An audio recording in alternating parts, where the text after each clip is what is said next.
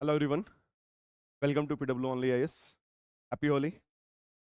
होली के इस शुभ अवसर पे आइए ये डिस्कस करते हैं, खास तौर पे बिगनर्स के लिए, कि एनसीईआरटी टेक्स्ट बुक्स पढ़ना इस examination UPSC civil services examination के लिए क्यों इंडिस्पेंसिबल है, एकदम जरूरी है। इसके बिना आपका पूरा फाउंडेशन वीक पड़ जाएगा और इस एग्जामिनेशन को क्रैक करना यूपीएससी सिविल सर्विसेज एग्जामिनेशन एक सपना ही बनकर रह जाएगा। तो चलिए सेशन को स्टार्ट करते हैं एनसीईआरटी टेक्स्ट बुक की यूटिलिटी पे, और and specially for UPSC civil services examination. तो NCERT books are actually fundamental source, fundamental resources for UPSC examination and your journey preparation and cracking this examination, क्योंकि ये text books ना आपको तीन चीजें प्रोवाइड कराती हैं जो यूपीएससी के लिए बहुत ज्यादा जरूरी हैं।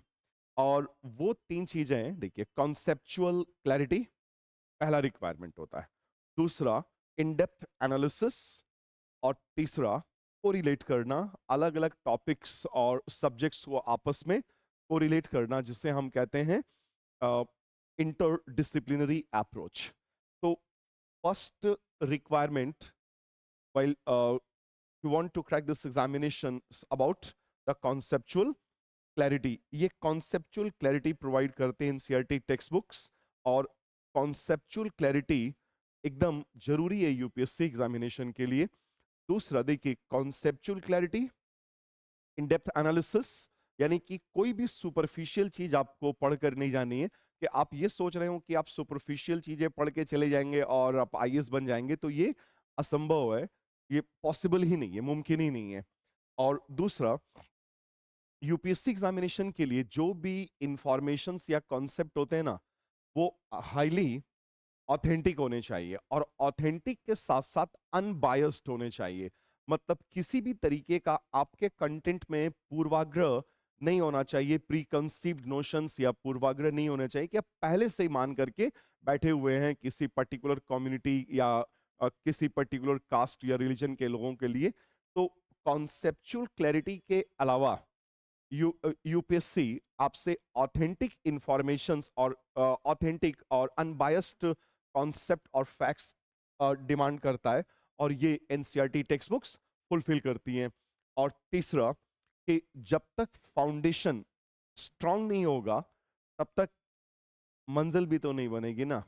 तो अगर आप अपना फाउंडेशन स्ट्रांग करना चाहते हैं, जो कि करना ही करना है यूपीएससी की इस जर्नी में, तो बिना फाउंडेशन के आप आगे का कोई भी टेक्स्ट बुक नहीं पढ़ सकते हैं। कि अगर आपको हिस्ट्री में नेशनल मूवमेंट के लिए India struggle for independence Bipin Chandra की लिखी हुई टेक्स्ट बुक पढ़नी है, तो आपको उस टेक्स्ट बुक के पहले एनसीईआरटी से पढ़ना ही होगा नेशनल मूवमेंट का एक फाउंडेशन, एक गो थ्रू आपको जाना होगा उस टेक्स्ट बुक के थ्रू, और एक basic information, conceptual clarity fundamental level पे आपको रखनी होगी। Otherwise it would be extremely difficult for you to have better understanding of Bipin Chandra India struggle for independence. तो उसके लिए क्लास 8 की मॉडर्न इंडिया आवर पास्ट हो गई, और क्लास 12 का themes in Indian history part 3 हो गया। ये पढ़ना ही पढ़ना है। कि तो foundation UPSC civil services aspirants के लिए फाउंडेशन बहुत इंपॉर्टेंट होता है, और स्ट्रॉन्ग फाउंडेशन के लिए एनसीईआरटी टेक्स्ट बुक बहुत ही वैल्यूएबल होती हैं, इंडिस्पेंसिबल होती हैं, बल्कि अपरिहार्य होती हैं। और ये इसलिए भी एनसीईआरटी टेक्स्ट बुक्स एसेंशियल हैं आपके इस प्रिपरेशन की जर्नी में, क्योंकि इनका पब्लिकेशन, देखिए हम बोल ही रहे हैं ना एनसीईआरटी टेक्स्ट बुक्स, तो national council for educational research and training जब इन बुक्स को लिखाती है या लिखी जा रही होती है, तो स्कॉलर्स का एक पैनल होता है जो इनको लिख रहा होता है। तो स्कॉलर्स के वो पैनल्स में बड़े अच्छे अच्छे स्कॉलर्स और प्रोफेशनल हिस्टोरियंस या फिर +2 के टीचर्स होते हैं, जो अपना इनपुट, अपना कंटेंट देते हैं, और बहुत ही शानदार तरीके से कोऑर्डिनेशन होता है। प्रोफेशनल हिस्टोरियंस, बड़े शानदार शानदार प्रोफेसर्स और +2 के लेक्चरर्स, और ये सब लोग मिल करके फीडबैक, जो बच्चों से फीडबैक और टीचर से फीडबैक मिलता है, उन उनके बेसिस पे ये टेक्स्ट बुक प्रिपेयर की जाती हैं। So that's why NCERT text books are highly credible. तो इनकी क्रेडिबिलिटी बहुत अच्छी होती, बहुत ज्यादा होती है कि यहाँ कोई एक ऑथर या एक राइटर नहीं है, पूरे स्कॉलर्स का पूरा एक पैनल इन्वॉल्व होता है इनको लिखने के लिए। इसलिए इनकी क्रेडिबिलिटी पे आप बिल्कुल भी डाउट नहीं कर सकते हैं, रत्ती भर भी डाउट नहीं कर सकते हैं। और जो भी फैक्ट्स एनसीईआरटी में लिए जाते हैं, इन टेक्स्ट बुक्स में लिए जाते हैं, ये फैक्ट्स बिल्कुल ऑथेंटिक होते हैं और पहले कई बार वो चेक किए जाते हैं, कई कई लेयर से गुजरते हैं, तब जाकर के वो टेक्स्ट बुक में इंफॉर्मेशन ली जाती है। यानी कि जो भी फैक्ट्स लिए जाते हैं एनसीईआरटी में वो बिल्कुल करेक्ट होंगे।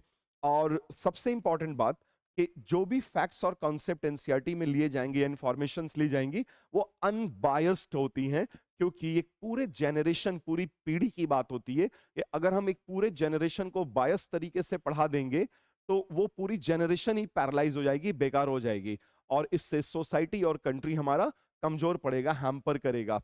तो ऑथेंटिक और बहुत ही reliable source of information NCERT text books. और दूसरा कि ये कॉन्सेप्चुअल क्लैरिटी प्रोवाइड कराती हैं, क्योंकि अब आपको इनको समझना भी आसान होता है, क्योंकि ये सिंपल और ल्यूसिड लैंग्वेज में होती है, क्लियर लैंग्वेज में है।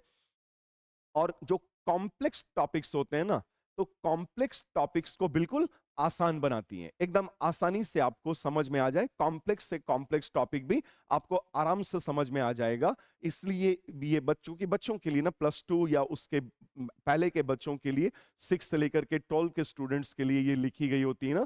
तो लैंग्वेज को सिंपल और ल्यूसिड रखना होता है, ताकि कोई भी बच्चा इसे आसानी से समझ सके, और फिर यूपीएससी एस्पायरेंट तो वैसे ही आराम से समझ लेंगे इसका सिंपल और क्लियर लैंग्वेज।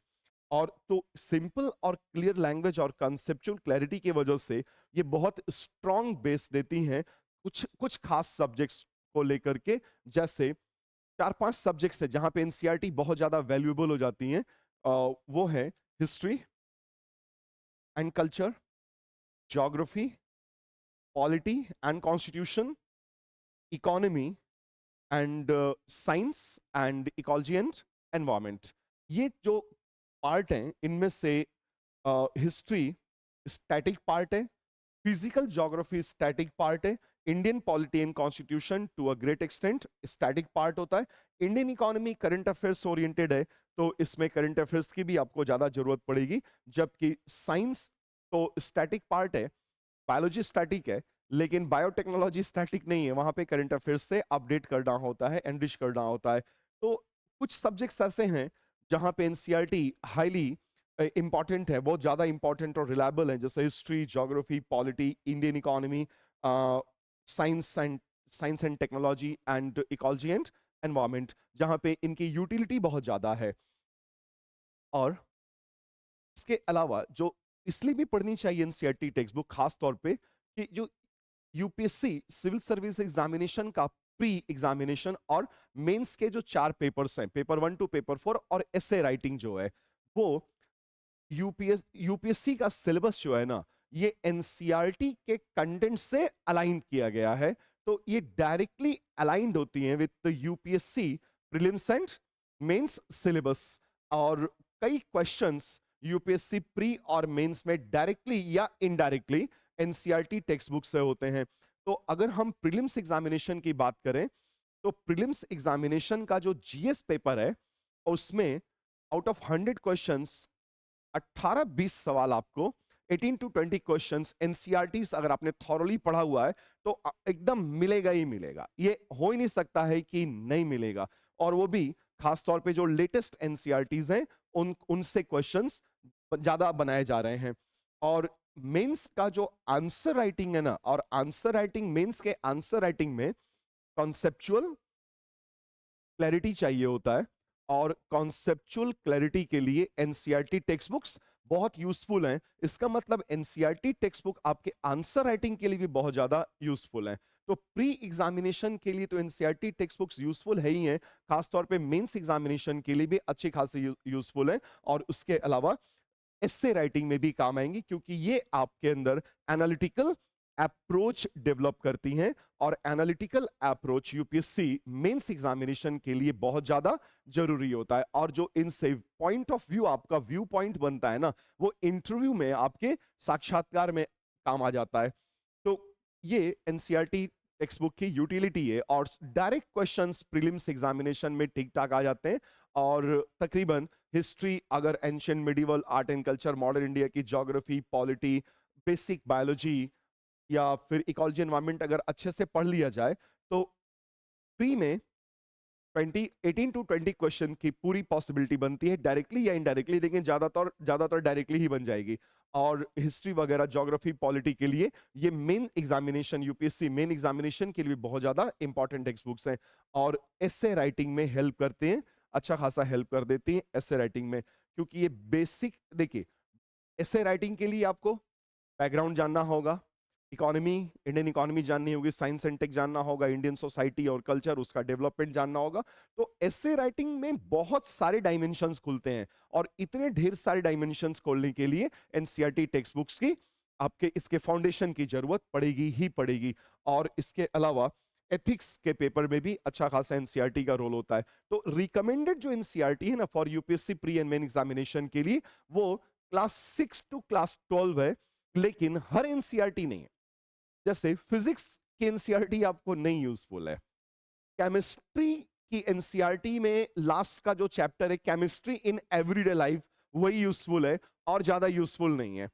तो बायोलॉजी, क्योंकि कुछ क्वेश्चंस बनते हैं बायोलॉजी के, इसलिए बायोलॉजी की टेक्स्ट बुक यूजफुल है, लेकिन हर एनसीईआरटी नहीं है। आप देखते हैं कि कोई आपसे पूछेगा कि बेटा क्या कर रहे हो, बोले आईएएस की preparation, UPSC civil service examination की प्रिपरेशन कर रहे हैं, तो बस आंख बंद करके सलाह दे देगा कि एनसीईआरटी देखो, एनसीईआरटी 6 टू 12 पढ़ लेना। 6 टू 12 एनसीईआरटी पढ़नी है, हर एनसीईआरटी नहीं पढ़नी है, यहां ध्यान रखिएगा। जैसे अगर आप हिस्ट्री लेंगे ना, तो हिस्ट्री में सारी एनसीईआरटी इंपॉर्टेंट हो जाएगी। 6, 7, 8 आवर पास्ट करके आती हैं, 6, 7, 8 आवर पास्ट 1, 2, 3। तो 6, 7, 8 की एनसीईआरटी, और उसके बाद 9, 10 को हटाते हुए थोड़ी देर के लिए 11, 9, 10, 11 हटा दीजिए, क्योंकि 9, 10, 11 की एनसीईआरटी वर्ल्ड हिस्ट्री की है। तो 6, 7, 8 की एनसीईआरटी हिस्ट्री, और उसके बाद चले जाना है आपको class 12 themes in Indian history, part 1, part 2, part 3 पे जाना है।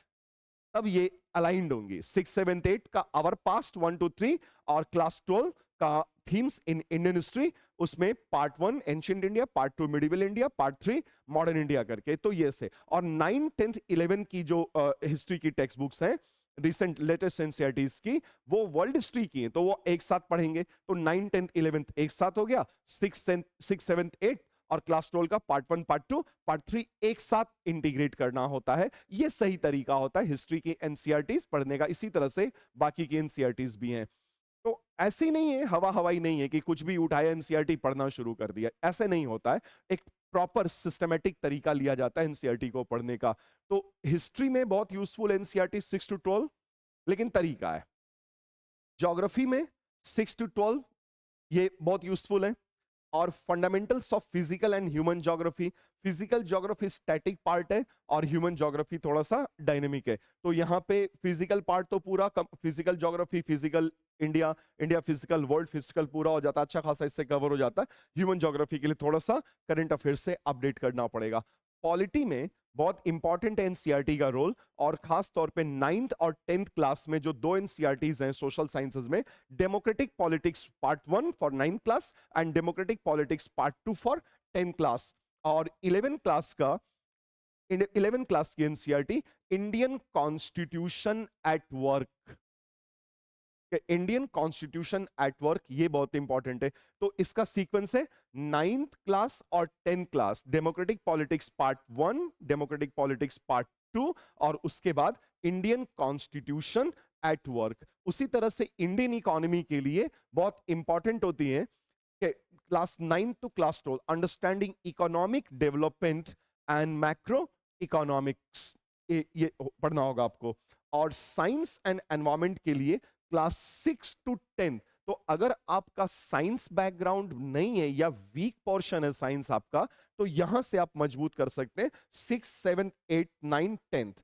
11th और 12th में फिजिक्स और केमिस्ट्री को छोड़ते हुए बायोलॉजी आप पढ़ सकते हैं, वो बायोटेक्नोलॉजी में भी हेल्प कर देगा। और 12 क्लास की जो एनसीईआरटी है बायोलॉजी वाली, उसमें लास्ट के कुछ चैप्टर्स इकोलॉजी और एनवायरनमेंट के हैं, और वो बड़े अच्छे चैप्टर्स हैं, बहुत बढ़िया से समझाया गया इकोलॉजी और एनवायरनमेंट को।